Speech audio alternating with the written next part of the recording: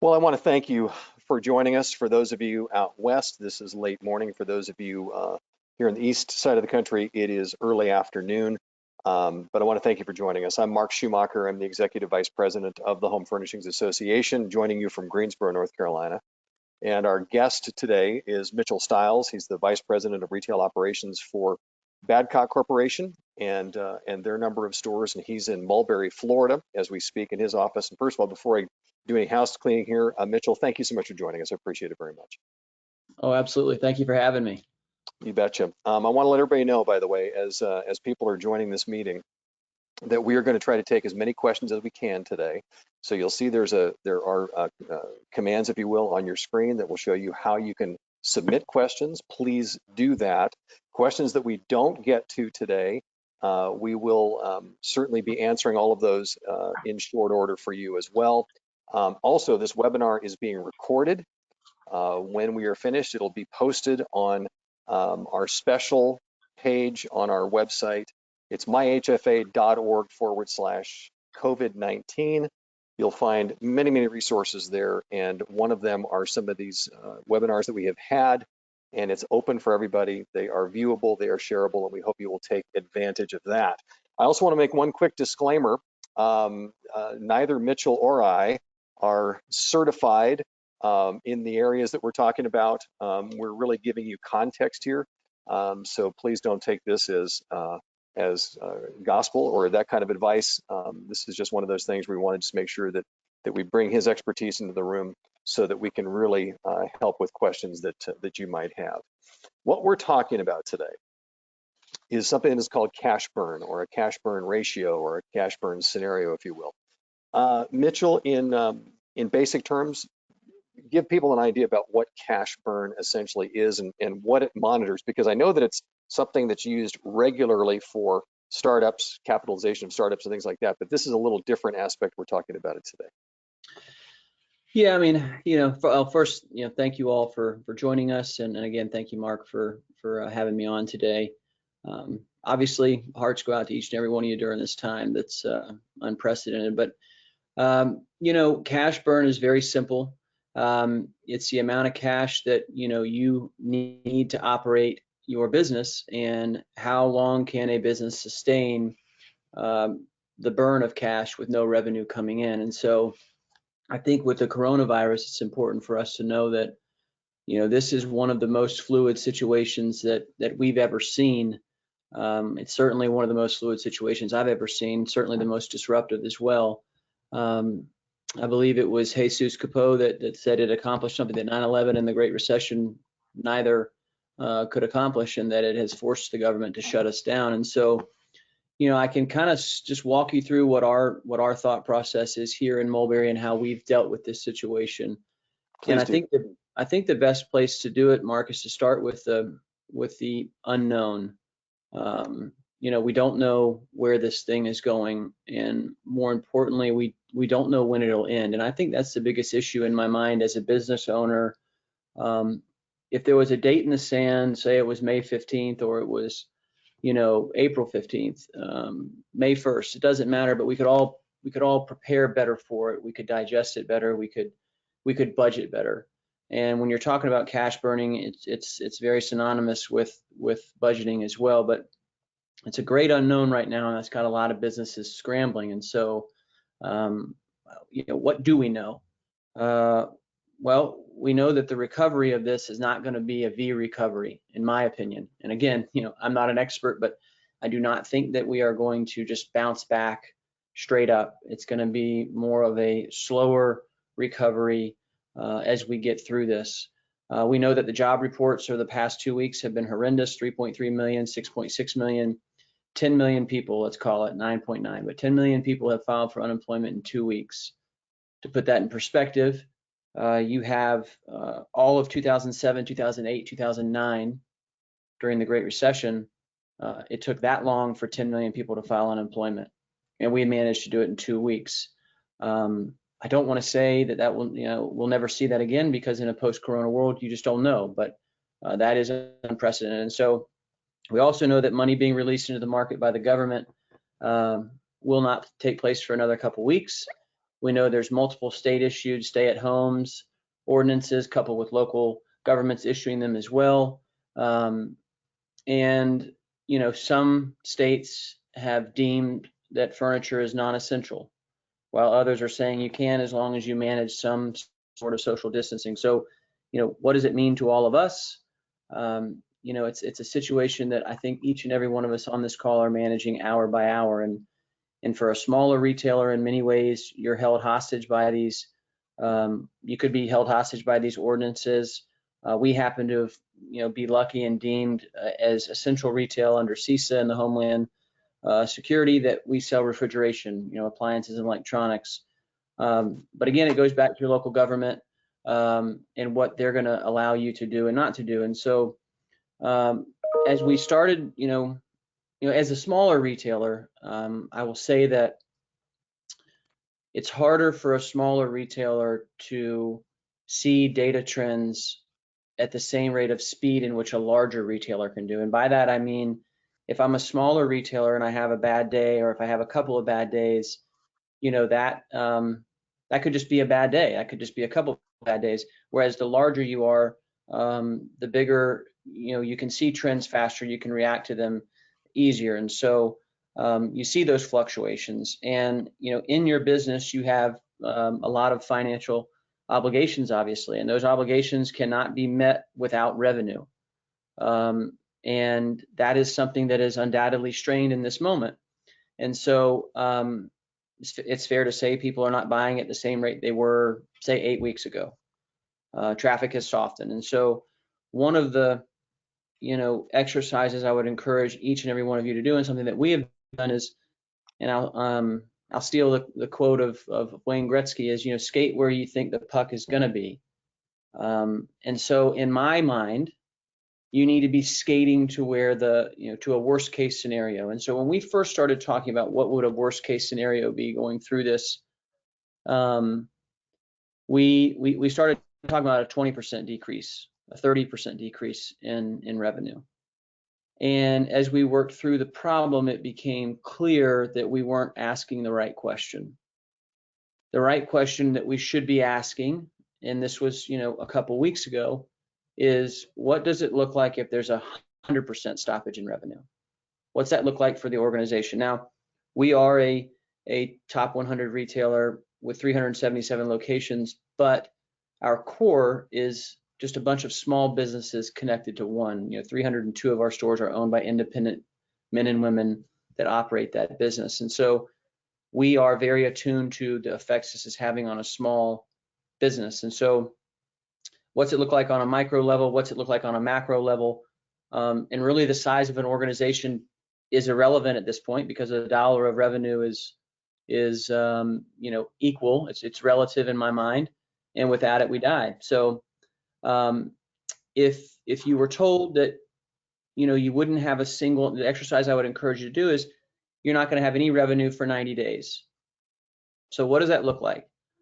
And that is a little bit dire, but I think that in order for you to really prepare for the worst and come through this in the best way possible, you need to prepare for that and not manage it, day by day as it comes to you. And so, if you make it to day 91, what does it look like with a 75% reduction in sales? Then the next month, what about a 60%, a 50%, and then ultimately back to a new normal that could be 20% of what you've been dealing with for the last couple weeks.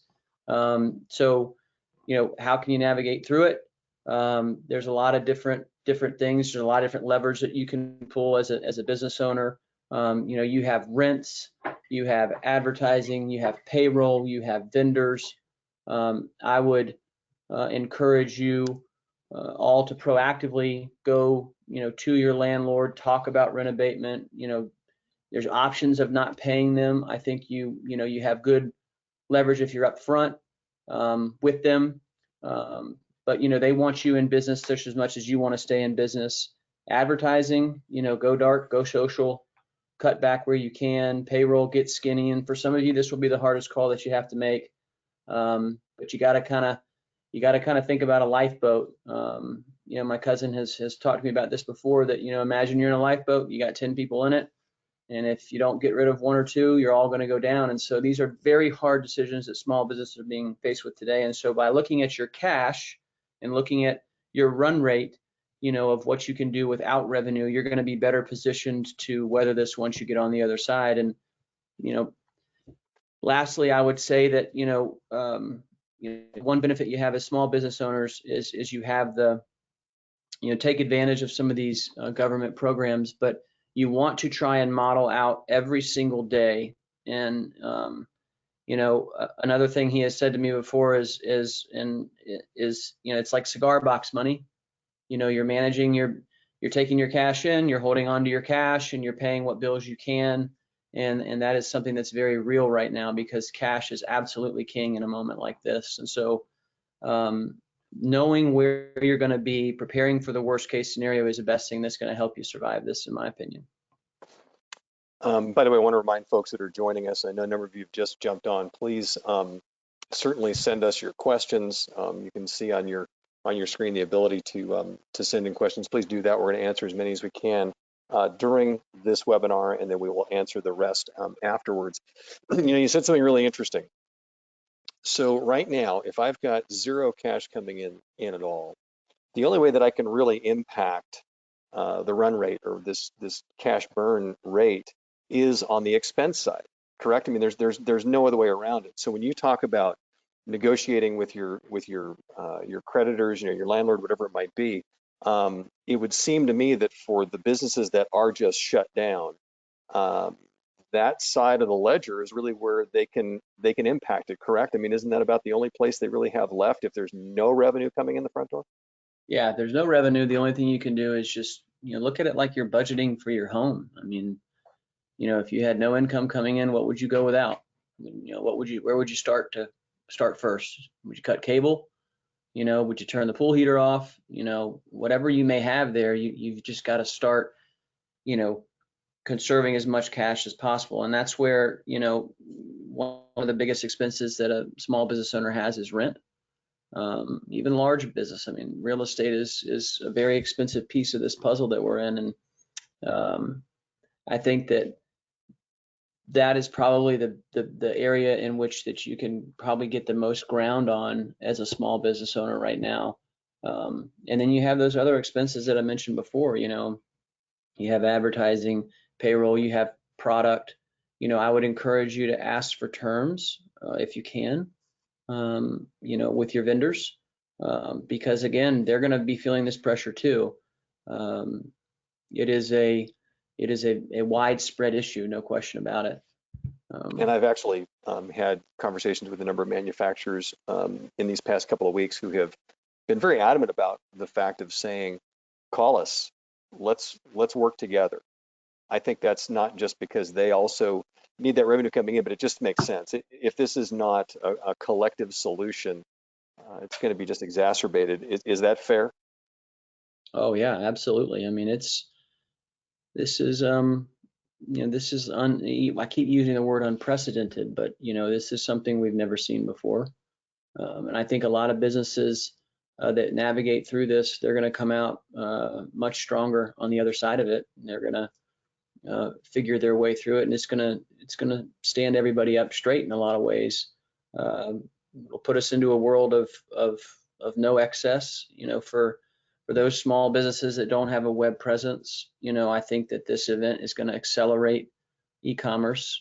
Like I told you, Mark, you knew that I was overseas when the travel ban was announced, and Angie and I came back, and we were put on a 14-day quarantine out of just caution. No symptoms or anything like that, but so we started having our groceries delivered to the house. That's something I've never done. That's something I never thought I would ever do, but it costs $9 to have it delivered to the house, and then I think it's an extra 10% of the bill. And so you think, well, that's a whole new part of my life that's going to change in the way that we get our groceries. There'll be a lot of things that will change. A lot of these food delivery and all of that, it's just going to kind of be integrated into what we have. And so all of that, I think, will accelerate to us, this industry in e-commerce, just having the ability to at least see product online, And then if they want to go and touch it, feel it, or if you want to have it, ordered online and delivered straight. I mean, I just think that's going to be something that comes through this. I also think that there is an opportunity. There's a great opportunity, like I said, for us to learn and for us to, we have customers that are at home sitting on sofas and laying in beds that they're realizing that they need to do things to their home. They want to spend money in their home, I should say, not do things to their home, but you know what I mean. They're going to maybe forego a cruise or forego a vacation and say that, let's go ahead and get that new bedroom set. Let's go ahead and redo that living room. And that's going to be a great impact for our industry and Lowe's and Home Depot and those home improvement places. I believe that there's opportunity there. And so now it's just getting that lifeboat through this uncharted and very choppy water. And the only way you can do that is by managing it to the day, in my opinion. And that's something that I think can help everybody on this call and everybody in this industry, for that matter. And just to break this down in its most simple terms, so a burn rate, a cash burn rate, is essentially the cash you have on hand, your total cash position, divided by whatever number it might be. Let's say you want to do it on a monthly basis, or you're almost saying on a daily basis. Is it just that simple, or are there things that in my feeble attempt here that I'm underscoring in the wrong way? Well, I mean, yeah, no, it's that simple. So if it costs you $100,000 a month to operate your business at your normal rate, then that $100,000 is, if you make no changes, that $100,000 is going to come, and you're going to have to either pay it or not. And so that is the burn. If it's costing you $100,000 to operate your operation, then that is where you start. And so it's kind of a catch-22 in some ways too, because some of those expenses are a necessity of the actual sale. So I mean, in order to sell merchandise, you've got to have merchandise. So that costs money to get merchandise. And so it begins to kind of constrict in both, or I guess kind of close you in both ways. But it's very simple. It's just the matter of the amount of money it costs you to operate your business on a monthly basis. And if you want to get extremely granular, go down to a weekly basis and start to model out what things look like now. What does it look like 3 days into the month?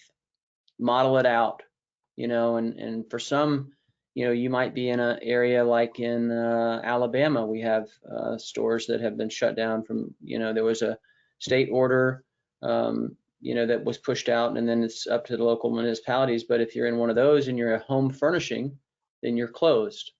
And, if you're closed, then you either have cash that you can use of your own money to keep your operations going. You can cut, or, you can use a line of credit through a bank. But it's as simple as that in my mind. I mean, there's no other way to explain it, really. Yeah, it's basic. The first question that came in from one of the folks on the webinar today says, do you have a good template, spreadsheet, or tool to help folks organize and project this cash burn that would be helpful? Is there something specific to this, or is it somewhat of just basic tools? There's basic tools, but yeah, there's templates that are just basic budgeting templates that you can use with your expenses. And we certainly use our own. They're proprietary, but I'm sure we have some folks that can whip up a pretty easy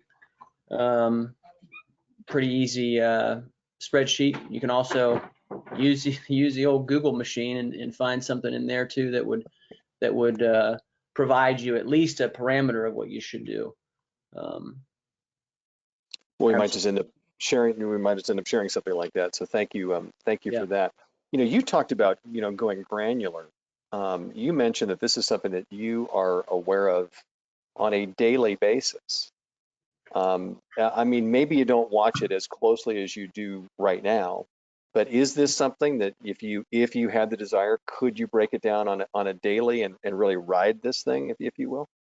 Yeah, I mean, so Mark, that we're a finance company that sells furniture, and so we're forecasting daily projections constantly. And so I can't imagine, running a business any other way than to forecast it daily. And, you have certain times in the month that, are always constant, always equal. You're always going to have 28 days in a month. So, on this, you can do it weekly if you want, the 7th, the 14th, the 21st, the 28th. And if you always manage to 28 days, anything beyond that could be considered gravy. But, I just think that, managing it daily keeps your eye focused. Now, if you read any book on management, or I shouldn't say management, but I guess it would be management. They encourage you not to look at numbers on a very granular level, because you can make snap decisions. You can make decisions that can hurt you. But I think that's in a normal business climate. I think that in this post-corona climate, it's important to be managing daily. And in some cases, you're having to manage hour by hour based on your footprint and whatnot. But yeah, daily is probably the best approach right now. It's gonna, and a lot of these small business owners are already wired into that. It's the bigger companies that have a tendency to get away from that, very granular look, and that's something you have to guard against the bigger you get. Earlier you used one of my favorite lines from Wayne Gretzky, which is, don't go to where the puck is, go to where it's going to be. So you want to anticipate. With that said, great question came in from John, who's part of our audience today, saying, should I take advantage of government assistance that we've heard so much about with the stimulus law, even if I don't need it now? So this is that's an anticipatory question. How would you answer that? Well, I would say that there's still, we have a couple people that are still combing through a lot of that legislation. I think that if you qualify for it, I would certainly have it ready to pull the trigger to do it. I think that it's going to be a little more clunkier than I hate using that word, but it's going to be a little clunkier than they're saying it's going to be. It's not going to be that easy to get. It's going to be a rush to get. You just heard me talk about the 9.9 million in unemployment. All of that is going to bog the system down. So I think that without exposing yourself too much financially from a borrowing standpoint, I would encourage you to absolutely take advantage of everything that the government is throwing your way, everything they're offering. I would do everything I could to utilize that, no question. And you would, I'm guessing, based upon our conversation so far, I'm assuming also you would suggest really taking that scenario out as well. What that could bring in, when it could bring it in, and this is part of this run rate equation, essentially. Is that correct? Correct. And if you remember, if the puck is going to be worst case scenario right now, then you want to act as if you're not going to have any help. And what does that look like? And so anything above that is an improvement. And so set your expectation at 0 and work back from there is what I think that what you should do. Now, without giving away any company secrets, we know already in this brief amount of time we've been together here that the two ways to impact your cash burn rate are obviously adding revenue, lowering expenses. So what are some of the things that, whether you're doing it or that you're aware of some of your franchisees, your store owners that are more the small businesses, what are you doing, or what are you hearing that they're doing to try to offset this with, maybe trying to find some way to trickle some revenue in or whatever? What are the things you're hearing from your office? Yeah, so, well, it's again, it's a catch-22. You mentioned cash burn, adding revenue. Adding revenue costs money as well. And so it's a very, very tight rope to walk in a situation like this. I mean, you obviously need revenue to keep things going, but when things get very tight, the tighter they get, the harder that cash outlay is. So from what we're doing, we are furloughing a group of employees. We've had a number of dealers that have furloughed employees. They have made cuts in general. We have taken salary cuts here, the executive team, the ownership group. There's a number of those items that we have done, stopping a 401k match and whatnot as we get through this. So, those are all items that we have done on a smaller business level. I know that there's been a number of dealers that have reached out and contacted their landlords and said, hey, I'm going to need help this month. There have been other landlords that have reached out proactively to them and said that, hey, we're going to give you 50% rent for the next 6 months. They got lucky. They didn't have to pick the phone up and call. That's one of those things too. When you pick the phone up and you call your landlord, I would suggest asking what they can do for you. One school of thought is, well, I'm just not going to pay rent. You hear that out there now, and that April's going to be the month where people just don't pay their rent. I think that none of us would like it if our customers didn't pay us for their furniture, and so I think you're going to have a better chance. And I mentioned this earlier, at going to the landlord and saying, what can you do, versus just taking the approach of not paying and then negotiating, because they may come back and say, we'll give you 3 months free rent. You just never know what a landlord will do to keep you in as a tenant, as a tenant, instead of, you could negotiate better by not just coming out with 1 month. Is all I'm saying. Yeah, well, I think we've heard from a number of people that have said treat your creditors the way you'd want to be treated if the roles were reversed, and not just push everything downstream if you can avoid it. I want to pause switch just for 1 second, because in the midst of this crisis, I think we're so focused. You and all the businesses are focused on your business survival. We're focused on supporting as best we can. So we sometimes skim by things that are becoming the norm or that we're hearing. You just said, and you come from a multi-generational business, and you just said, we're furloughing people. We're taking pay cuts. That has got to hurt. I know how much your team and your people mean to you. Let's pause for just for a second, just to go there. How are you holding up and managing that, and how's the team there doing that? Because I know these are not easy decisions. Yeah, they're very, very tough decisions. It's always, we like to say that we're a family business, not just because we're owned by a group of family shareholders, but that the people who have been here are what makes us family. And so it's very hard to make those decisions. They've weighed on all of us. I think everybody around here, looks like they've aged probably 5 years in the last couple of weeks. But that's the beauty of a furlough, is that you can furlough someone, and you can hopefully, when we get through this and get on the other side, we can come back. But we don't think that it would be fair to not share in this. We win together, we lose together, and we're certainly making as many. We're making some tough decisions, but when you think about, we've been in business for 116 years, and I'm sure that my great grandfather and great grandfather had to make some tough decisions during World War I and World War II, and during the Great Depression. So these are all things that you have to do to survive, and that's I was talking to Kerry Liebensberger a couple weeks ago on the phone, and he said it's survival. I mean, it's basic survival for all businesses, all shapes and sizes right now, and that's the mode that we're in. So if we've got to make some tough decisions to survive and get through it, then we will.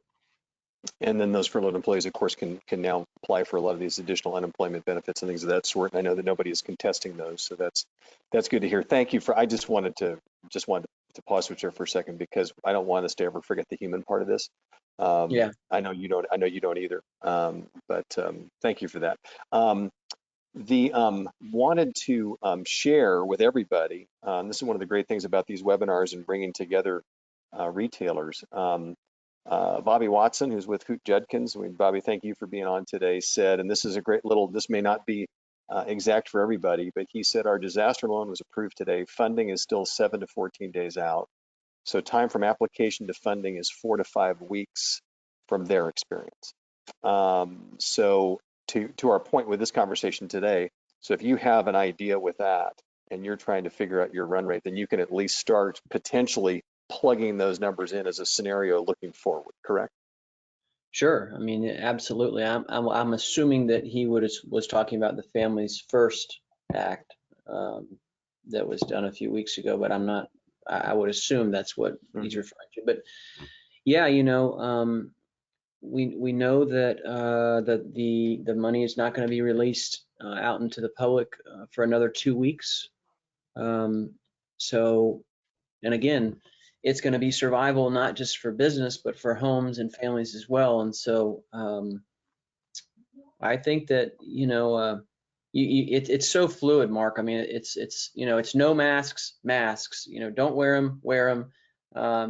That right now it's so ever changing. I mean, I was in Amsterdam, then I was in Paris, and then I was in London. I was in London the night that the announcement was made, and we flew out the very next day, and we were there for probably 7 days, 7.5 days prior to that, Trump issuing the travel ban, and there was nobody there wearing masks. Nobody in France wearing masks. When I say nobody, I mean you might see a handful of people, and just it changed overnight, and that whole country shut down within 72 hours of us leaving. Um, and and I think the fluidness of it all is tough to forecast. It goes back to not knowing when uh, when it's going to end, and that's the biggest question mark for every industry. Is we don't know when the line or where the line in the sand is. If we knew that line, we'd be having a different conversation right now. We'd know we need a budget for 30 days, 45 days, 90 days, but it's the unknown. And I would encourage everyone not to think that it's just going to come back immediately. That's something that, again, prepare for the worst case. And if you're a multi-unit, prepare for, losing locations, prepare for all of it, um, and you'll be better suited to get through it, in my opinion. I just want to, since we're halfway through our webinar, I just want to remind people, first of all, we thank you for joining us. This is Mitchell Stiles. He's Vice President of Retail Operations for the Badcock Corporation. And this is, of course, a forum, so we're encouraging you to submit questions on your screen. We're going to get to as many as we can during this webinar, and we will answer the others that we don't get to in a short order after that. And this webinar will be available on our website, which is myhfa.org/COVID-19. That's our special page, so it will be available. It's interesting to me when you talk about this kind of the line in the sand, this moving target, and why it's so hard. Do you feel that this type of fiscal management in this whole cash burn analysis and things of that sort, is this no longer going to be something that is sort of elective, but is this going to be something you think going forward is going to become a necessity? Because the coronavirus is today's disruption. There can be other things more regional or otherwise, but do you think this type of discipline is going to become a true key for sustainability for all the businesses we'll talk about? Of course, retail home furnishings, because that's our wheelhouse here. But what do you think about that as far as moving forward? Do you think this is no longer an elective piece of the process, that you got to really have your arms around this? Yeah, I think that it teaches us a lesson that stability can become very unstable very quick. And we do weekly videos here in Mulberry that go out to our stores and go out to our corporate employees. And I shot one yesterday that went out this morning. And I had, before the video, I looked, and just 6 weeks ago, I had shot a video and I just highlighted coronavirus, just very briefly, just that this could be a disruption in our supply chain. And we spoke about it coming, and I mean, what a change in where we are now. So I would say absolutely that, there will be those that are affected by this, which is everyone in some regards, will never forget this, and there will be disciplines that will have to be implemented to survive through this. And you would hope that those disciplines remain in place forever. I can tell you one thing that You know, we used to drive a lot to a lot of our stores, and we just were driving, and we started flying everywhere. And, you know, can you not drive? I mean, you know, some stores, yeah, you need to fly to them because of the distance of them, but you know, I can certainly, you know, drive, and there's just all these little tiny things that you just start to think about. And that's probably not the best example, but you really start to stand up straight. And I think that to answer your question more directly, yes, that these disciplines should be implemented. I think they will. Like I said, I think it'll stand people up a little bit straighter. It certainly has me in my regard, not just with the business, but you know, at home as well. I mean, you know, just the value of a dollar. This lesson is being taught, you know, again and again in many ways. But in any business that you manage, large, small, medium, it's not always easy. It's hard to buy a product and sell it for a profit. And there's always going to be a challenge. And I like to think that this is just this quarter's or this year's challenge. I mean, we deal with storms down here in the South. You're always going to have something happen. So the more disciplined you can be and really save for a rainy day is something that a lot of individuals and businesses really need to understand. And the good ones do. And I'm not saying that the bad ones don't. I'm just saying that it's a very important piece. This is now on the radar, you know, in a big way. We have a real advantage here because of the structure of your business, that you do have over 300 stores that are owned, you know, not corporate owned, that are basically franchisees. And I know that the interesting part about your model, for those people that don't know, just paint this picture before I ask my question. Give an idea about staff sizes in a typical Badcock, because while you're a noted name in a large, you know, large chain of stores, these are really more small scale, almost more like family business style businesses, correct? Correct. Yes, absolutely. So we have a lot of multi-generational dealers. You know, I'm a fifth generation descendant of the founder, but we have, you know, third and fourth generation dealers out there as well. And you know, that's where it helps us see the impact of this on a micro level, for sure. Um, the you know, the family aspect of it, and the size of the business. Our average sale per store is about, or average volume per store is about 2 million. And so that is right in the wheelhouse, 1.8 to 2.1. I mean, that is right in the wheelhouse of, you know, a lot of your smaller businesses in the US. And so um, we have been guiding them and encouraging them to reach out to a lot of the um, to a lot of that government money that's been put out there in some of these various packages. I will tell you, there's a couple instances that have been very tough. You know, um, one of our retail folks recently bought a store just like 5 weeks ago, and in some of the legislation that was passed, you know, they don't qualify for any help. And so to see someone, you know, step out and take that chance and then have something like this happen is very hard to watch. And but you know, you've got to press forward and keep moving forward is the goal here, right? Yeah, absolutely. And you know, this conversation we're having today is really focusing everybody, in a laser focused way on expenses, because you know, especially with those that don't have revenue coming in the front door. We've had a number of questions come in where people have said, you know, their biggest expense is their rent, and they're questioning about, you know, the risk of eviction. And one also mentioned something along the lines of, you know, do I hold up my payment? I know we're not suggesting that, because we're suggesting that people really reach out and work with their landlords, et cetera. But have you gotten any concern or feedback from you know, your network of your stores that have had any of those kind of concerns as well, for space where they might be, or land that they might be built on? Oh, absolutely. You know, that's the biggest expense. And so, you know, I just go at it from a very logical standpoint. If I'm, you know, essentially your landlord is a business partner of yours. It's a vendor of yours, whatever you want to call it, but it's a relationship that you have, and I hope the relationship is a good one. Sometimes they're not always good. Believe me, we've experienced that.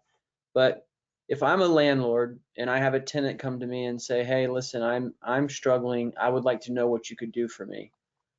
I know that I have two options. I can either help that person or I can evict that person. Now, when you're in an economy like this right now, and my options are limited as a landlord. Cheesecake Factory, I think they were the first ones to come out and publicly say they're not going to pay any rent. Evict us, good luck. I don't think they said it like that, evict us, but that's what they're Mm-hmm. saying. Mm-hmm. Sure. And, these companies, it's a smart play on their part because, there aren't many restaurants that are going to be coming along and scooping up that real estate and just marching forward at this moment.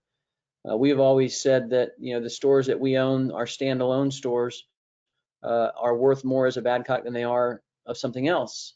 And so, you got to think about what is that space worth to the landlord? What is that space worth to you?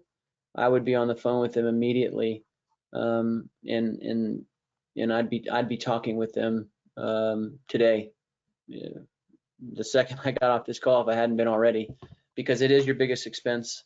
And then there's obviously a lot of other pieces that you can manage as well. You talk about the discipline that you have and the corporate office has when it comes to understanding this whole cash flow issue. What would your guess be of your 300 plus owner operated stores? What do you think how many of those do you think would have this kind of discipline? If you were gonna guess, I'm just curious. Well, I'd like to say all of them, but I would say that the vast majority of them are very, very, very conscious of, they're small business owners. We've seen on a number in a number of instances where they can save money and they can do things cheaper than we can, when it comes to construction and whatnot and build outs and all of that. They can always, they're more nimble than we are. So they are a lot more conscious of a dollar than a larger corporation. And I'm not saying that we're not. I'm just saying that this happens. That's the beauty of the dealer model, is they are at that Mhm. local level. They know a local contractor. They know someone that can come do that work cheaper than a corporation that might be 500 miles away, working a deal over the phone. And so they are all very, very aware of their finances, their balance sheets, what they need to make, break even points, something that is we talk about all the time. We get new dealers that are coming in looking at stores. That's one of the first questions I ask, because they've been given a financial pro forma, with a number of other items, and I will ask the question, what is your break even point? And when you get that, blank look back to you, that you might have someone that might know how to operate a store, but they don't know how to operate a business. Two different things. Operating a business is one thing, operating a store is another. And doing them both together and being good at it is tough. Yeah, I was just curious your thoughts because I'm sure it does vary across the board. I want to mention, by the way, I know that you and I talked a little bit ago about that scenario that was sent to us from Bobby Watson about the disaster loan and the 4 to 5 week um, wait time. That was an economic injury disaster loan from the SBA. So that's not obviously not payroll protection plan or any of the new stuff just yet. That was an But SBA, you said? pardon me. That was an SBA loan, you said? Yeah, it was part of that economic injury disaster loan. That's one Okay. of the first things that people could apply for, and they're saying that took, they're saying from application to funding 4 to 5 weeks on that one, and we don't even have all the details yet, obviously, on the other SBA loans moving forward because they're still within that 15-day period of figuring out what those regulations look like. There were some details that came out yesterday, but that hasn't happened yet. But I wanted to clarify that Yeah. for anybody who's listening out there. Um, I almost hate to ask this question because it's very much a kind of a what if, but um, what what is this going to look like whenever we reopen 6 months from now? You sense from what you're hearing that this is not, this is not going to be a rapid, we're going to just crank up like we did before this all happened. How do you see this next 6 months or even this year kind of playing out from where you're sitting? I know that this is speculative, but I'd love to get in your head a little bit because you're very much connected with this and trying to figure this out. I know. Well, I'll start by saying I'm a very bad fortune teller. I think I'm a decent historian. You know, I think that we are going to see a lot of destruction to the economy before we see any repair. I think that I'd like to think that by June, middle of June, they're saying that again it's fluid, and I don't Mm-hmm. I'll just in my head I'll tell you that I think come June that we will have, the news will stop reporting on the rise. I think we will now be saying, in other news, there was 178 deaths from Corona. The following day in other news, there was 164. And, I hate to say that because, I'm not a medical professional. I'm not an No, I get epidemiologist, but I think that it's going to be a little bit longer. I think when the airlines shut down travel to, when the airlines stopped traveling to China, let's just start there. I remember I was having dinner with Guy Ray and his wife, Gretchen, and we talked about the disruption of it then. And, you knew that it was going to be serious. You just didn't know how serious. And so, we shut it down there, but then it went the other way around the globe and now it's here. Um,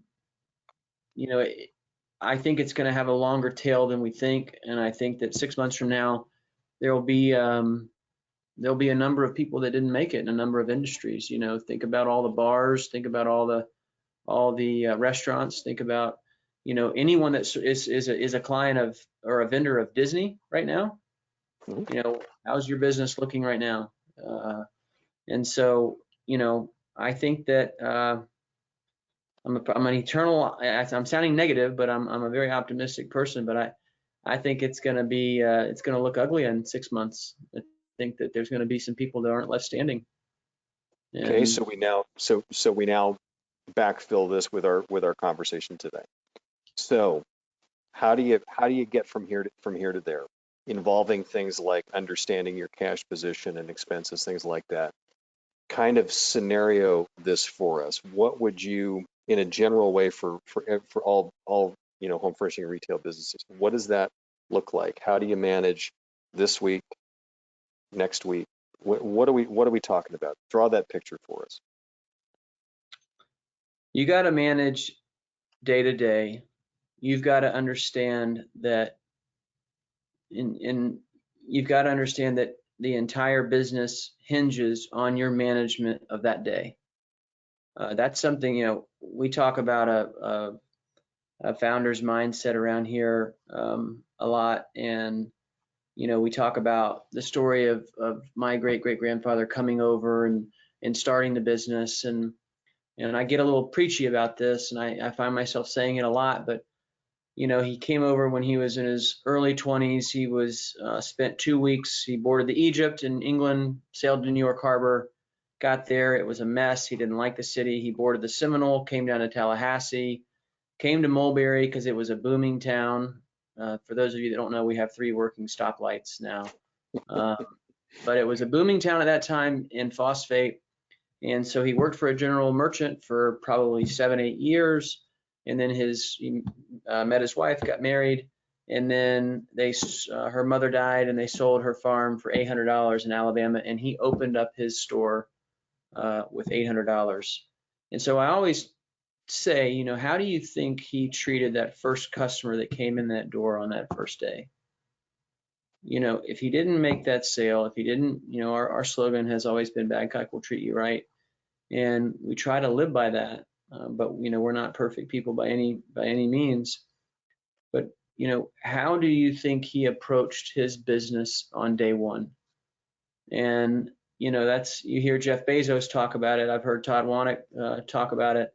It's just something that, you have to have. You got to live by that. And so I think that, managing your business every single day, knowing that, if you don't succeed the management of it today, then tomorrow you're going to do something else. And so those that do that will survive this, I believe. And if I'm just looking at the headlines of what you've talked about with us here over this almost an hour here has been that right now, clearly focus on expense containment, but negotiate with those who are your creditors and really work there first. You mentioned you don't know what's gonna come from that, and we have seen cases of that where there's been a lot of real solid solid collaboration on that, and that you really see this as a discipline that's going to be carried forward and is something that's clearly about sustainability. Did I hit the highlights well? Yeah, I think you did. And I think, that, and, the one big takeaway I've learned from this is that, you even look at some of the most sound businesses in Delta Airlines has always been regarded as one of the darlings of the airline industry.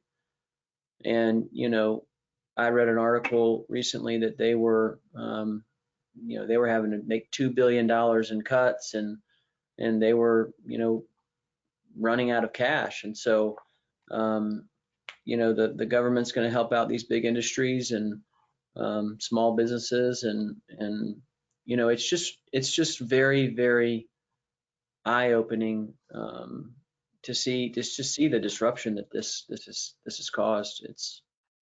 It's like, I mean, if I told you all this would have happened a year ago, you would have had me, committed. But it's been amazing to watch unfold. I'll tell you that.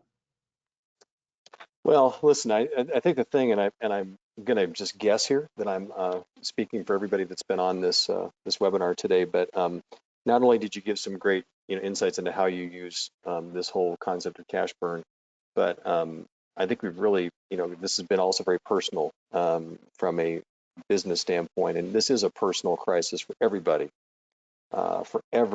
who's on this call and everyone who's in this home furnishings retail industry. And this is just not, it's just not easy. And Mitchell, I know that your time today has been very valuable, so I'm going to give you back a few minutes here, but I want to thank on behalf of the Home Furnishings Association, I want to thank Mitchell Stiles, Vice President of Retail Operations, also a board member of HFA, and want to just remind everybody that this webinar will be posted online, myhfa.org/COVID-19. It's an incredible resource page, and we will have this webinar and others available to you talking about human resource issues and, of course, the stimulus law, everything along those lines. A lot is there. Any questions we didn't get to, we will respond. I want to thank you all for joining us. Mitchell, I want to thank you. And I know we said it off the top, but we're here for all of you. This is a painful time. I want everybody to stay well and to keep in contact with us, because we're going to partner with you and we're going to help get everybody through this. Thanks for joining us, everybody. All right. Thank you, Mark. Okay, Mitch.